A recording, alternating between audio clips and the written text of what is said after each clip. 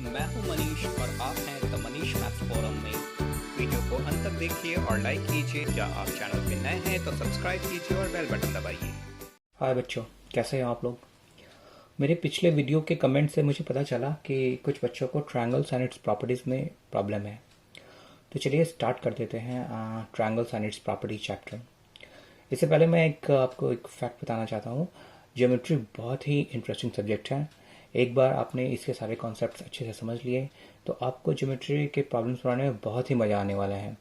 तो चलिए स्टार्ट करते हैं chapter triangles and it's properties.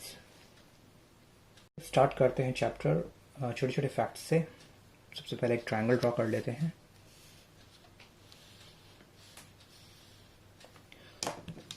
ये देखिए एक ट्रायंगल है। इसके तीनों वर्टिसेस को हम लोग P, Q, R इससे नाम दे देते हैं। आप ABCLMN किसी भी अल्फ़ाबेट से नाम दे सकते हैं। तो इसके वर्टिसेस कौन से होंगे? P, Q, R। इसको हम एंगल P, एंगल Q और एंगल R से एंगल्स दिखाते हैं। इसको एंगल P हो गया, एंगल Q हो गया और एंगल R हो गया। साइड्स कौन से हो गए इसके? QP, QR and PR।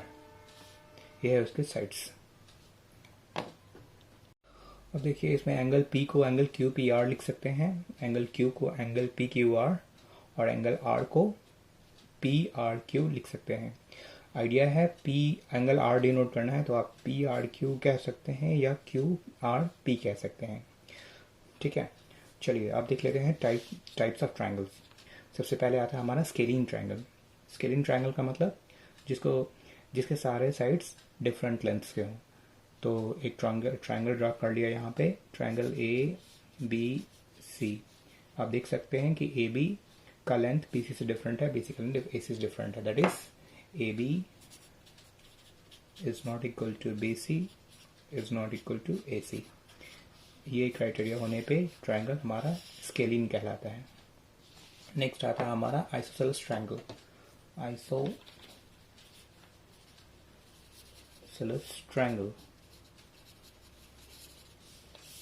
Triangle में क्या होता है? इसके दो साइड्स इक्वल होते हैं। ये देखिए, मान लीजिए ट्रायंगल हो LMN। तो मान लेते हैं LM का लेंथ और LN का लेंथ इक्वल हो और इसको फिर क्या कहते हैं? बेस।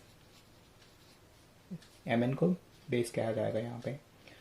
और यहाँ पे जो इक्वल लेंथ साइड्स है उसके अपोजिट के जो एंगल्स है वो भी इक्वल होंगे।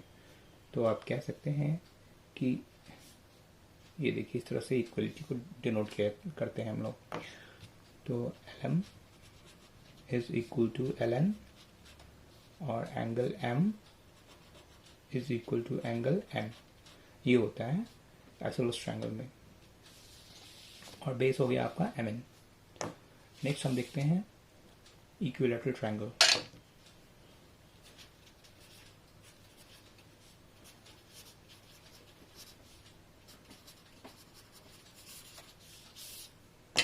इक्विलैटरल ट्रायंगल में क्या होता है आपको पता है? इसके सारे साइड्स जो होते हैं इक्वल लेंथ के होते हैं। ड्रॉ कीजिए।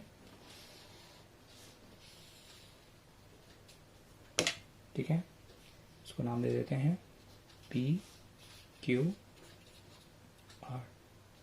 PQ is equal to QR is equal to PR। देखिए अब इक्वलिटी शो करने के लिए हम सिंगल इसमें कट लगा देंगे। ये देखिए एक इसका मतलब PQ is equal to QR और एक और इस पे PR पे भी लगा दिया वैसा ही मार्क। तो इसका मतलब PQ is equal to QR is equal to PR। अगर हमने डबल लगा दिया तो तीनों पे डबल लगाना पड़ेगा। ठीक है, देखिए एक चीज़ यहाँ पे और फॉलो होता है। यहाँ पे तीनों एंगल्स ही बराबर होते हैं। आपको पता है angle Q is equal to angle R is equal to angle P।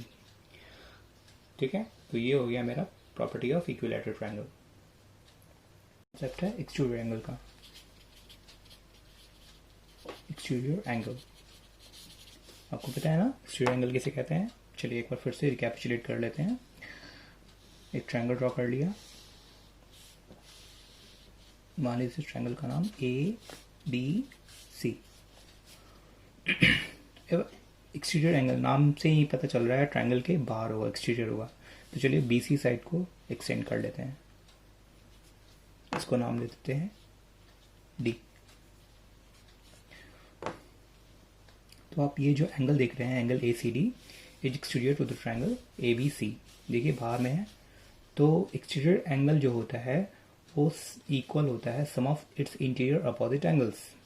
तो इंटीरियर और अपोजिट, तो इंटीरियर में जाना होगा और इसके अपोजिट। तो ACD के ठीक अपोजिट आपको ये दोनों एंगल दिख रहे हैं। देखिए ट्रायंगल में तो तीन ही एंगल्स हैं, एक ये वाला एंगल हो गया और एक ये दोनों एंगल हो गए। तो आपको एक एक्सटीरियर एंगल लिया तो इसके अपोजिट आपको इसके दूर वाला एंगल लेना है। इसके दूर, इसके नज़दीक वाला ये एंगल हो गया, इसके दूर वाला ये दोनों एंगल्स हो गए।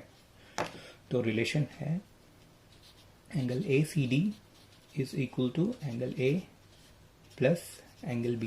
इसका प्रूफ काफ़ी आसान है, जल्दी से प्रूफ देख लेते हैं। हमको पता है angle A plus angle B plus angle C is equal to 180, isn't it? ये आपको पता है sum of angles of a triangle is 180 degree, इसलिए एंगल A, एंगल B और एंगल C, ये वाला एंगल C 180 होगा। आपको और भी पता है, ये हम प्रूफ देख रहे हैं जल्दी से। आपको ये स्ट्रेट लाइन है, देखिए BCD ये स्ट्रेट लाइन, और तो एंगल ACD और एंगल ACB इसके दोनों का सम कितना होगा? 180 डिग्री, राइट? तो हमको ये भी पता है ACD plus angle ACB is equal to 180 degrees. तो अब ये दोनों इक्वेशंस ये दोनों 180 के बराबर है, तो इस आपस में इसको लिख सकते हैं बराबर। तो हो गया angle A plus angle B plus angle C is equal to angle ACD plus angle ACB। ठीक, आपको ये भी पता है, देखिए एंगल ACB, देखिए ये वाला एंगल ACB और एंगल C सेम है ना? ये देखिए एंगल C और ACB सेम ही है, तो इसको हम कैंसिल आउट कर सकते हैं। तो क्या बचा मेरा? Angle A plus angle B is equal to angle ACD। तो यही चीज़ हमने यहाँ लिखा है। तो ये प्रूफ हो गया कि exterior angle of a triangle is equal to sum of interior opposite angles. अब देख लेते हैं, एक और एग्जांपल देख लेते हैं। मान लीजिए कि हमने ट्रायंगल ले लिया ये ऐसे, ये देखिए ये ऐसे ट्रायंगल ले लिया। अब किसी भी साइड को एक्सटेंड कीजिए, ये देखिए मैंने ये साइड एक्सटेंड कर दिया। चलिए इसका L, M, N और ये नाम दे दिया O। अगर हम ये एक्सटीरियर एंगल ये ले लिया तो इसके इंटीरियर अपोजिट एंगल्स कौन कौन होंगे? बिल्कुल सही, ये होंगे और ये होंगे। तो हम लिख सकते हैं angle NMO is equal to angle L plus angle N। काफ़ी क्लियर है? चलिए आगे बढ़ते हैं।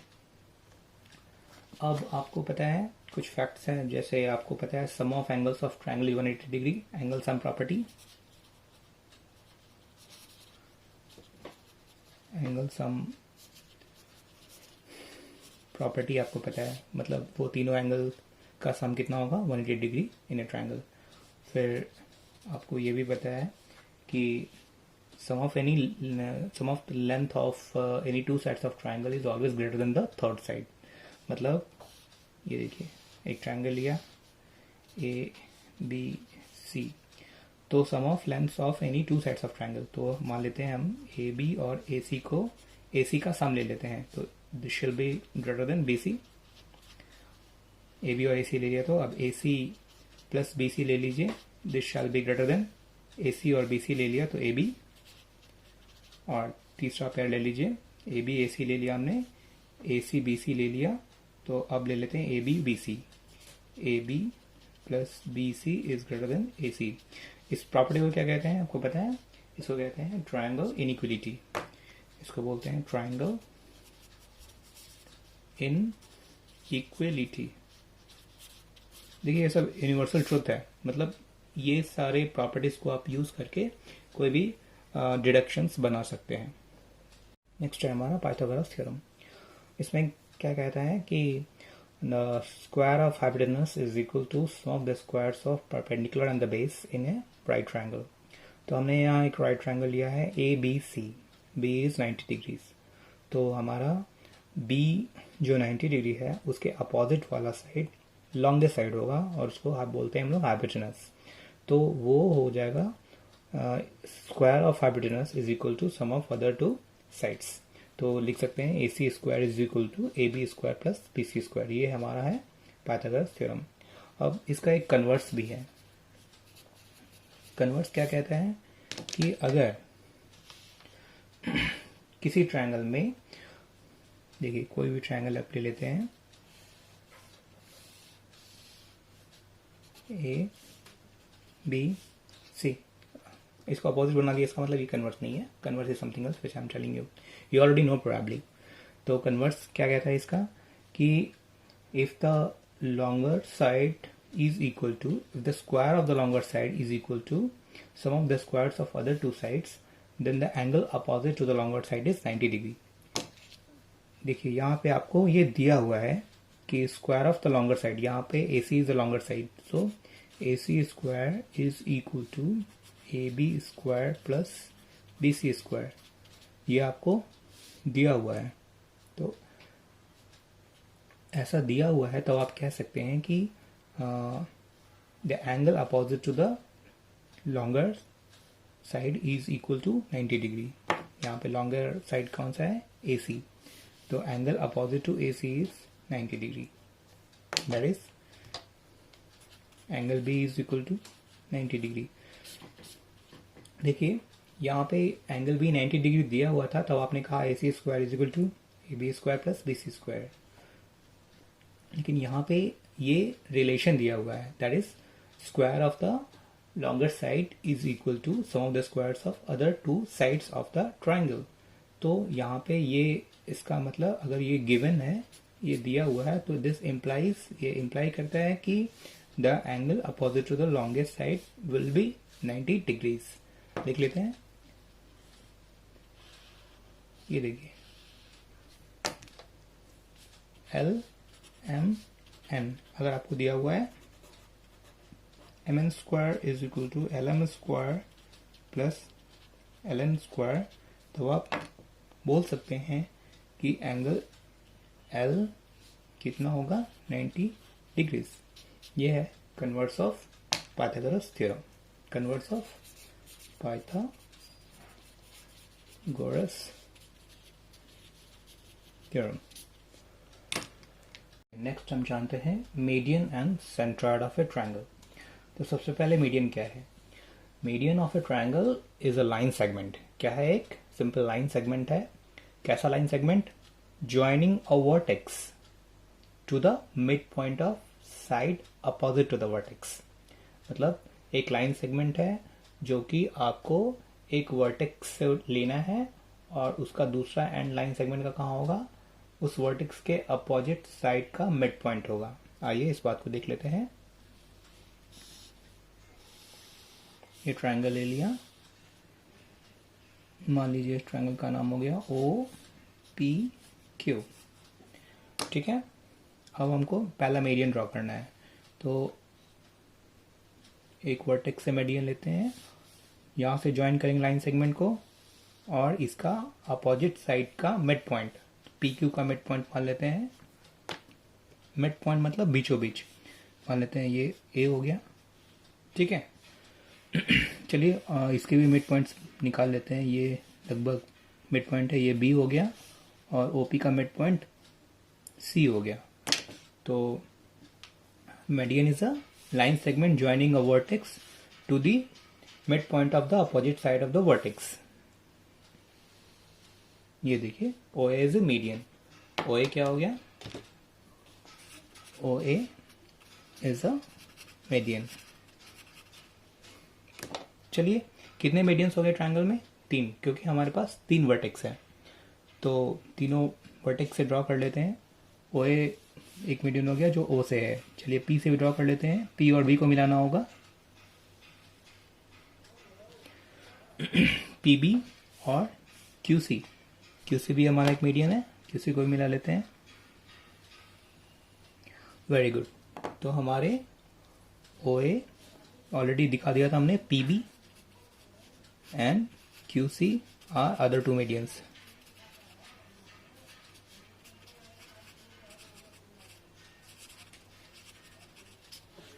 तो ये मीडियंस का पॉइंट ऑफ इंटरसेक्शन जो हुआ, ये इसको क्या कहेंगे, मान लेते हैं यहाँ पे एस से डिनोट किया, ठीक है। तो देखिए ये point of intersection of median is only called centroid, S is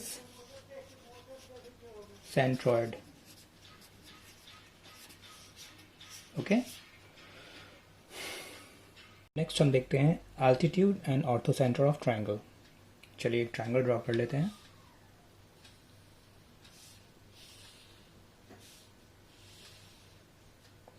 triangle का नाम ले लेते हैं ए बी सी। एल्टीट्यूड किसको कहते हैं? जी हाँ, एल्टीट्यूड मतलब परपेंडिकुलर ड्रॉ करना होगा हमको एक वर्टेक्स से उसके अपोजिट साइड पे। तो इस वर्टेक्स से ए से लेते हैं एक परपेंडिकुलर, ऐसा ड्रॉ करना है कि इस पे ये परपेंडिकुलर हो, मतलब कि इस पे 90 डिग्रीज बनाए। मान लेते हैं ये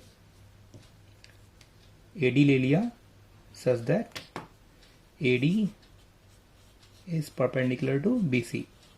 ये परपेंडिकुलर का सिंबल है। तो AD is a altitude of the triangle from vertex A। कितने एल्टीट्यूड होंगे? 3 एल्टीट्यूड होंगे, करेक्ट। तो B से भी एक एल्टीट्यूड ड्रॉ कर सकते हैं AC पे, और C से एक ड्रॉ कर सकते हैं एल्टीट्यूड AB पे। चलिए ड्रॉ करते हैं। ध्यान रखिएगा एल्टीट्यूड बनाना है आपको। चलिए दूसरे कलर से ड्रॉ कर लेते हैं। ये देखिए ये 90 डिग्रीज है, परपेंडिकुलर दिखना चाहिए, ये नहीं कि यहाँ से ऐसे खींच दिया, परपेंडिकुलर नहीं दिखेगा, ये कुछ दूसरे एंगल्स पे होगा तो वो गलत होगा आपका। चलिए इसको नाम दे देते हैं BE। और ये एक और परपेंडिकुलर यहाँ से खींच लेते हैं,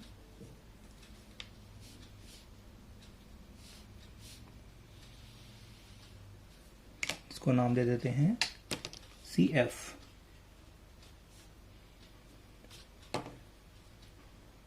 देखिए ये परपेंडिकुलर होगा। तो AD is perpendicular to BC, BE perpendicular to AC, and CF is perpendicular to AB। यहाँ आप देख रहे हैं point of intersection of altitudes. ये सब BE, CF and AD are altitudes of the triangle। तो point of intersection of altitudes क्या कहलाएगा? इसको हम नाम दे देते हैं, मान लीजिए R, ठीक है। तो R इज द ऑर्थोसेंटर, बिल्कुल सही। Point of intersection of altitudes of a triangle is called orthocentre. R is the orthocentre. अब चलिए एक ऐसा, ये तो एक्यूट एंगल ट्रायंगल है जिसमें सारे एंगल्स इसके एक्यूट एंगल है। चलिए एक ऐसा ट्रायंगल ड्रॉ करते हैं कि एक एंगल उसमें ऑब्ट्यूज हो। चलिए ड्रॉ करते हैं।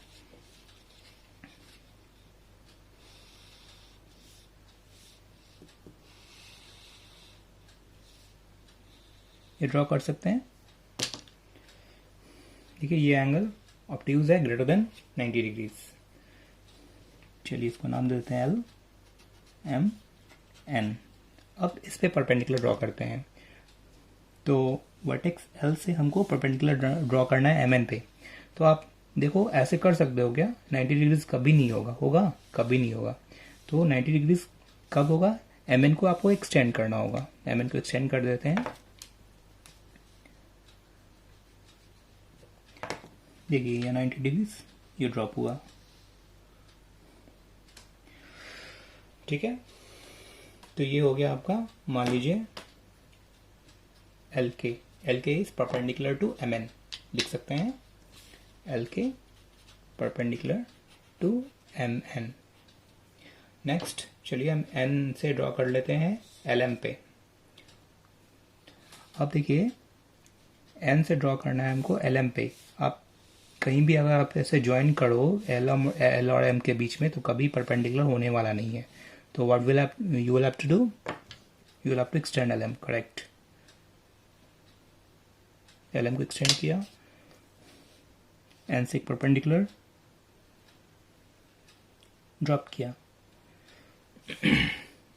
चलिए इसको नाम दे देते हैं एस। तो एन एस परपेंडिकुलर टू, बताइए, एल एम। आप क्या देख रहे हैं, ये जो इसका परपेंडिकुलर है वो आउटसाइड द ट्रायंगल चला जा रहा है क्योंकि ये एक ऑब्ट्यूज एंगल ट्रायंगल है, ऐसा ही होगा। नेक्स्ट ड्रॉ कर लेते हैं हम। एल से ड्रॉ कर लिया, एन से ड्रॉ कर लिया, अब हम एम से ड्रॉ करेंगे। तो एम से आसान है, देखिए well with in the triangle होगा। आप यहाँ से आप देख सकते हैं ये 90 डिग्रीज आपको दिख रहा है।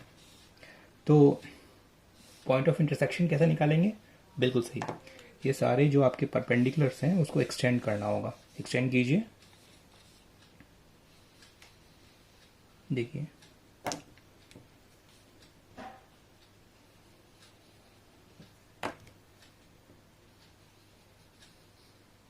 जी, ये कुछ यहाँ मिल रहे हैं इसके इंटरसेक्शंस। तो ये आपका हो गया ऑर्थो सेंटर। इस ऑर्थो सेंटर को ओ से नाम दे देते हैं। ओ इज द, ये हो गया ऑर्थो सेंटर, है ना मजदार। देखिए this is lying outside the triangle LMN, just because this is an obtuse angle triangle, this is an obtuse triangle। तो इसका ऑर्थो सेंटर क्या आ गया, आउटसाइड द ट्रायंगल। चलिए वीडियो को हम यही ख़त्म करते हैं। वीडियो के नेक्स्ट पार्ट में हम सीखेंगे इन सेंटर, सरकम सेंटर और सॉल्व करेंगे इसके आगे के क्वेश्चंस। Thank you.